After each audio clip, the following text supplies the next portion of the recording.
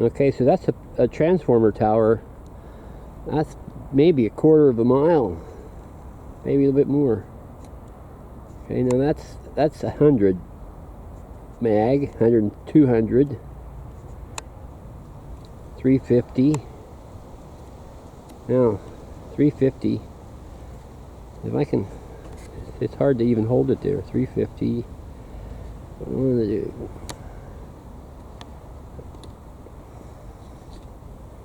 Okay, I'm not even touching it. 350, 300, 3,000,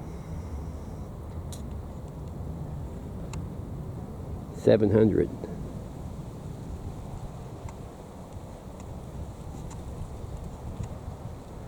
Yeah, that'd give you a pretty good view of what was going on there. That's about the distance I want to be watching ships from, I hope. Maybe not much more than, maybe a little bit more than that. I wanted to go down to the channel, English Channel around Dover, and watch the ships for a day or so to see how, watch them coming in and out. But Dover is all busy down there. So, okay, that's video number 2. That's enough. Now I'm going to upload these to YouTube and see what they look like.